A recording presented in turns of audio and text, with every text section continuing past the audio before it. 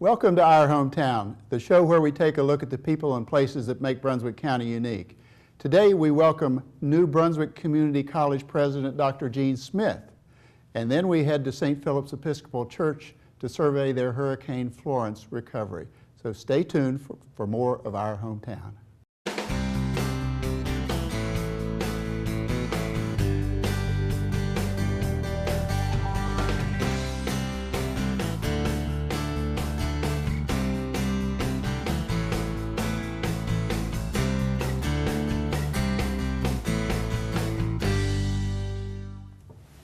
My guest is Dr. Gene Smith, who is our new president here at Brunswick Community College. Dr. Smith, thanks for being with us. It's my pleasure. It's a great story to have to tell, and we're so glad you're here in the community to provide the leadership to our college. You've hit the ground running. Yes. You told me before we went on air that you've met with 50 or so individuals or particular groups already.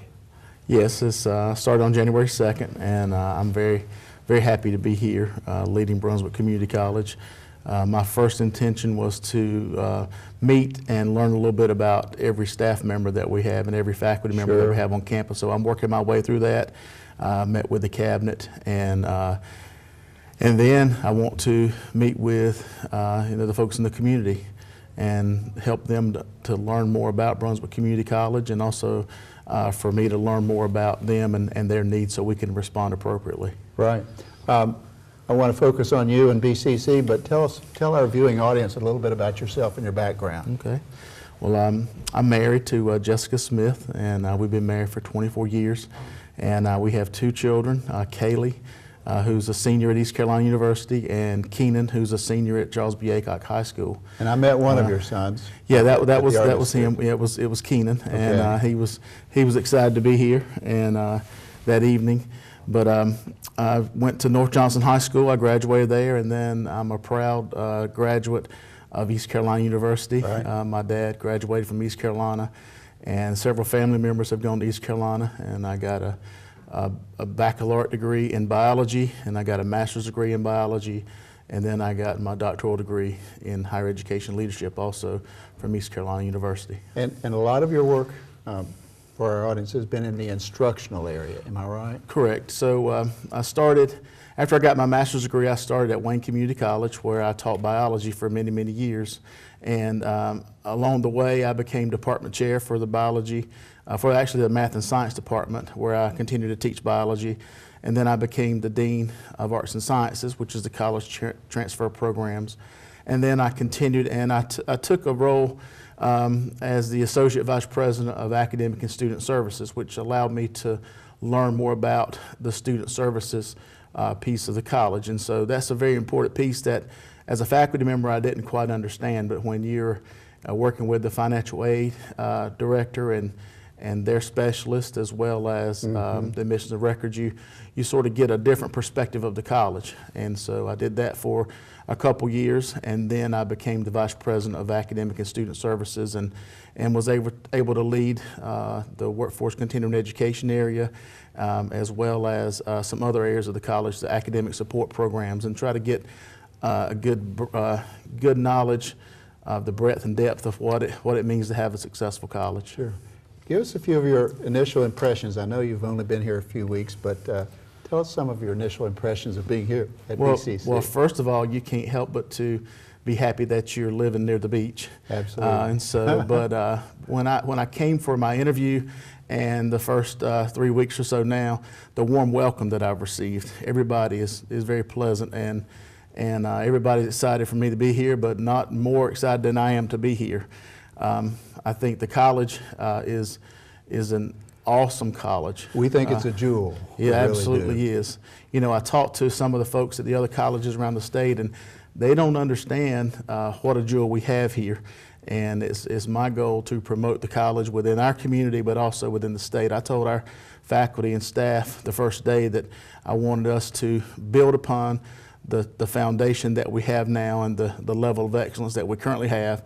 And it's my goal for us to be the best college in the state. And we are in some respects already, but I want to find out from listening and learning just how we can improve. And that is my goal here in the first few months, is to listen and learn and not try to make any big decisions yet, but to try Those will come, huh? Those will come, yes. Yeah. I'm very excited about some of the things I've seen on campus. You know, I had a vision of what this area of the college should look like, or this area of the college should look like, and I walk into some areas and it's already there. And so just go back to my office. That's gratifying, yeah, that's right? gratifying. Yeah, because so that tells you that there's been good leadership, and there's the current leadership there is doing an awesome job, and I enjoy working with them. I want to go back to some of that, but I want our viewers to know about the Brunswick Guarantee. Oh, Talk absolutely. about that for a moment. Tell our viewers about the Brunswick Guarantee. Well, the Brunswick Guarantee is one of the most exciting things I learned of when I was applying for the job. The Brunswick Guarantee allows for any high school graduate in Brunswick County to attend Brunswick Community College tuition-free, no cost for books, and no cost for fees. And so we are blessed to have our county support this initiative, and it is a college scholarship. Right, and thanks to the support of our county commission, a young student or an adult can get a 2-year degree almost free. Absolutely. Obviously, there are some expenses, but virtually free. Absolutely. So if there's an interest in going to college, then I think Brunswick Community College is the best place to start. And you can get your terminal degree here and get skills and go to work. But you could also begin at Brunswick Community College and transfer to the university, whatever university you like to transfer to. We can prepare all of our students to go to wherever they would like to go. They could also start while in high school as part of the Career and College Promise program. You mentioned that to me, yes. Yeah, the Career and College Promise program is a dual enrollment program, so that when a student is enrolled in high school, they can simultaneously take college courses, and then again the tuition is waived. This time it's supported by the state, and it allows for our students to begin that process of getting their education. And so we have students now that are taking advantage of that. My goal is to continue to promote that so that the high school students can be that closer to their degree at high school graduation, and then continue on seamless transition to Brunswick Community College upon high school graduation. Let's remind our viewers of the 3 primary campuses of BCC and a little bit about them. Okay, well, we have our main campus, and we have a diverse group of programs there, anything from aquaculture. We have our college transfer programs. We have welding. We have a variety. Pretty much anything you want to take, we have on the main campus. And let's say to our viewers, it's a beautiful campus. So many of our residents probably have not been to the campus. They need to come to the campus and see what's going on there. Absolutely. I was very pleased at the facilities when I arrived, and we actually have a new allied health facility that is going to be renovated and with a new building in addition, and we're excited about that. We have the Dinah Gore Aquatic and Fitness Center. Fantastic. We have the Odell Williamson Auditorium. People may have attended a show or an event there, but we also have our academic areas. We also have the Brunswick Interagency Program, and we help to support a variety and diverse group of students on our campus, and we're excited about that.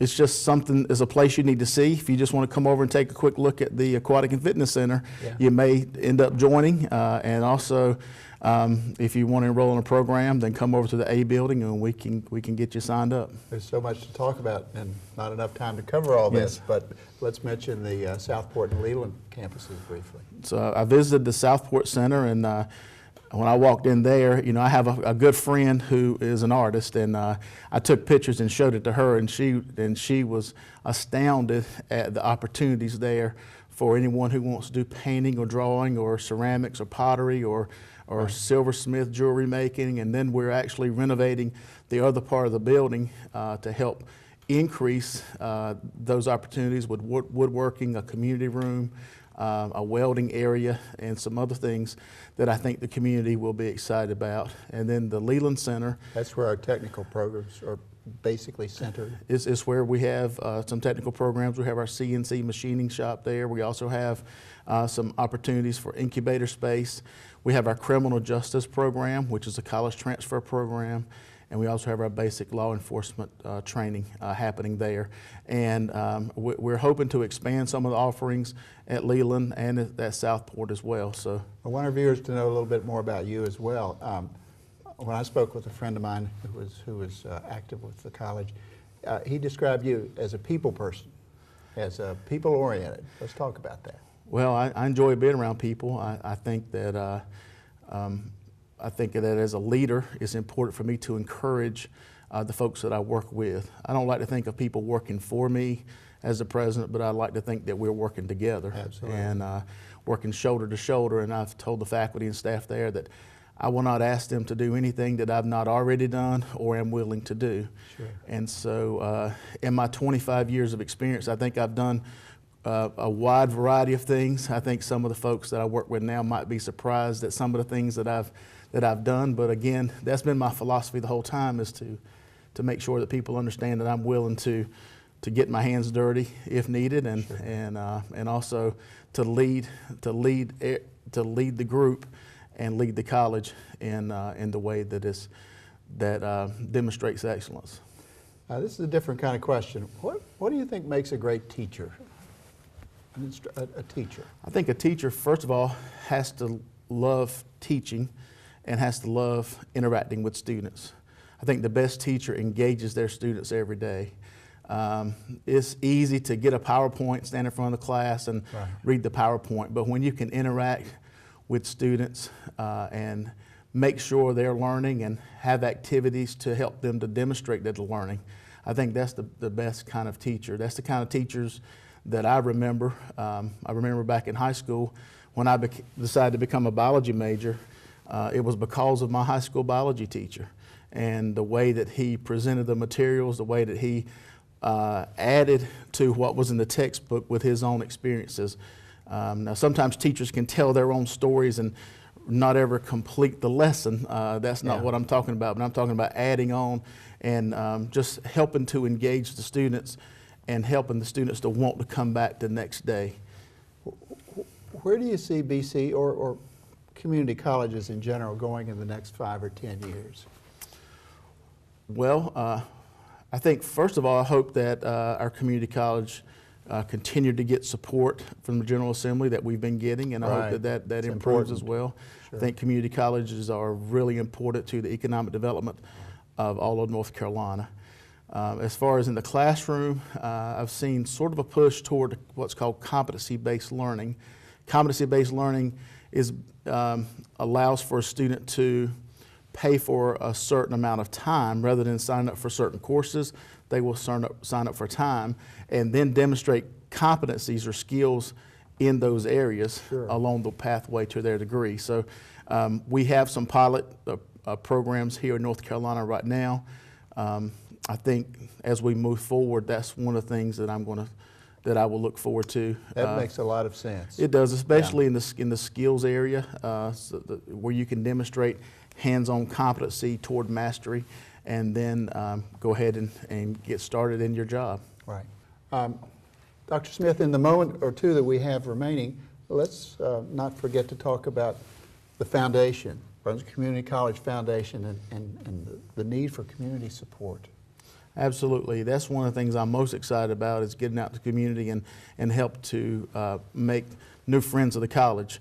I also want to thank those who have already supported the college, and as I look around at the support in the county, it is overwhelming, but I think there's potential there to help people learn about the benefits of Brunswick Community College and help those students that are in need. Financial need, absolutely, because we have that. It's on every community college campus.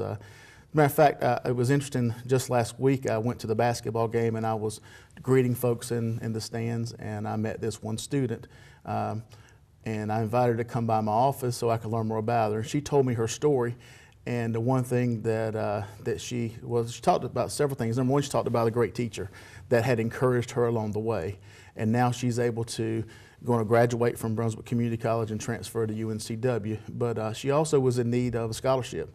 And so the Brunswick Foundation Brunswick Community College Foundation was able to assist her in that. So I'm looking at getting out to the community and sharing our story and help to make new friends and thank the friends that we already have. And let's say to our viewers again, come to BCC and see all the great things that are going on. Absolutely. Dr. Yes, sir. Smith, thank you for being with us. Thank you so pleasure. much. Yes, Thank sir. you. Yes, sir. Thank you. Well, the Bouncing Off the Walls program came about because we were having difficulty completing tasks and just finishing any work, whether it was in a small group or individual work, because of inattention and lack of focus and needing to move. And so the movement usually involved getting up, walking around, pacing, jumping up and down, finding something else to do. So it just interfered with the overall production and getting educational activities completed. Bouncing Off the Walls program was an idea of, we feel like sometimes we're just bouncing off the wall, we need some more movement. They do go to PE as a class, but it's not enough. And so having the fitness balls as part of their seating, alternative seating, it gave them a chance to be at their seat, still completing work, but moving by bouncing on the balls. So it's been super helpful, and we've seen a great increase in ability to focus for up to 20 minutes at a time, which is a long time, to sit, to bounce. We've been able to use the fitness balls getting up and actually taking them out of the seat and doing things with them. We're so appreciative to receive the ATMC grant that afforded us the opportunity to have alternative seating, which would not been within our budget for supplies this year, and give student choice to be able to stay focused at school, helps learning, helps them stay active as well.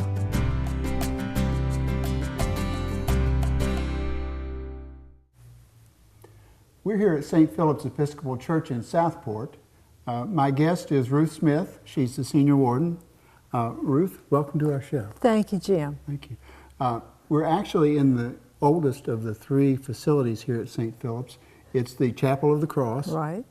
And it's cold in here. It is cold in here. We don't have any heat in here. They've taken the old stove out of the corner that was once in here. Well, and in the larger part, we're here to talk about some damage that Hurricane Florence has inflicted upon our church, very extensive.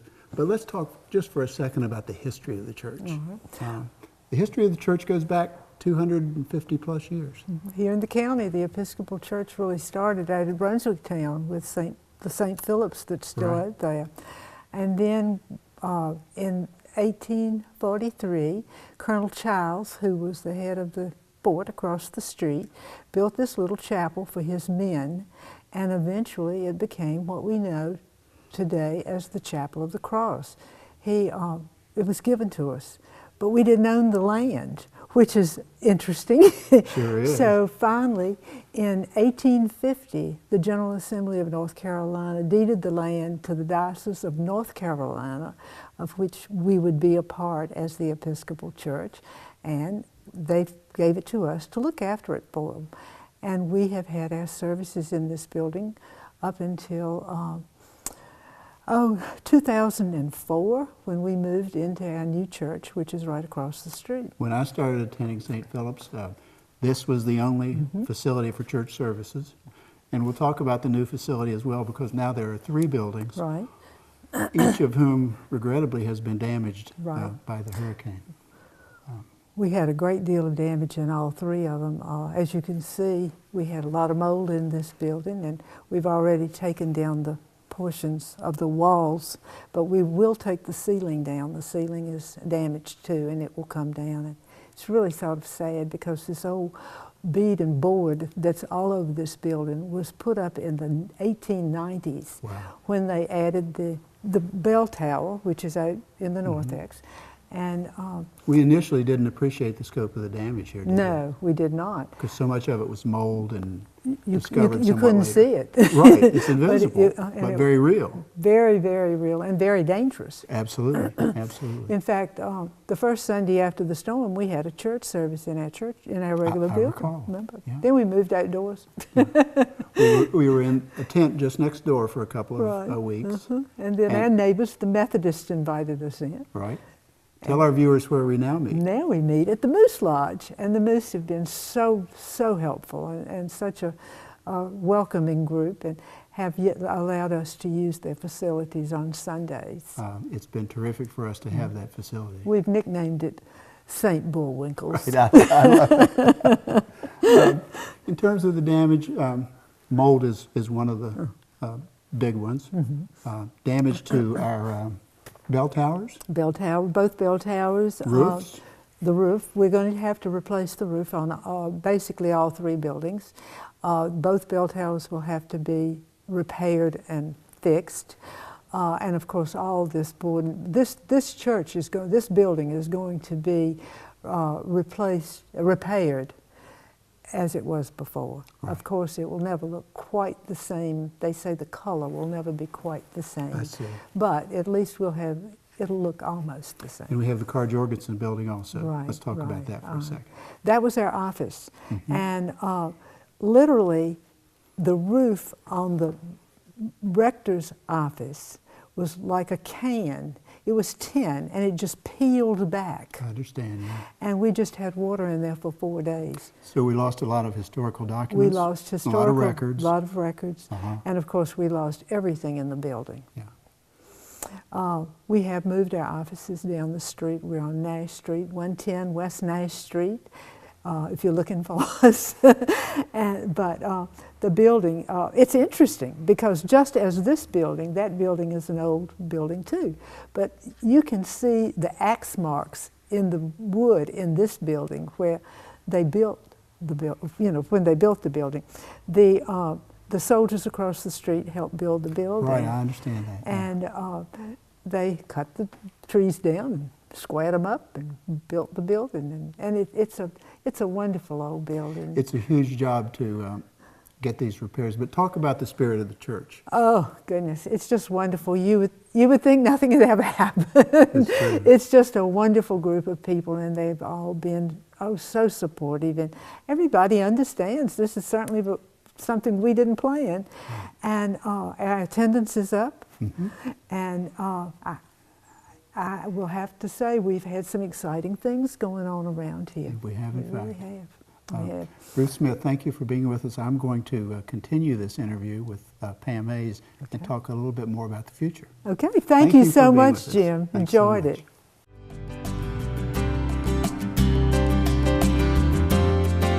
Giving garden is actually an old premise, but probably more prevalent nowadays where there's such a focus on income redistribution or income disparities, but also recognizing how many people are food insecure. The responsibility of many folks is that we really should be trying to provide for school children particularly to make sure that they have enough food to eat.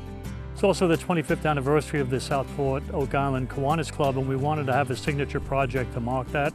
And Giving Garden was a good way to do it. It's a program that costs a lot up front, but over the next 10 to 15 years, we'll be able to provide a lot of food over the years, or a lot of fresh vegetables organically, and provide it to the various food pantries and those who distribute through churches. Through Brunswick County, we have over 20 food pantries that are receiving some sort of food assistance, where at one point it was just emergency and now we're seeing routine. And we're talking about thousands of families. So the Giving Garden is one way that we can provide those nutrient-dense foods to more families in need. We do over 40 projects a year. And even though we have over 100 members, it takes a lot of money raising to be able to support those programs.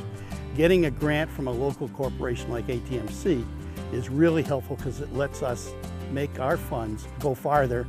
We can do more projects and we can do bigger projects that way.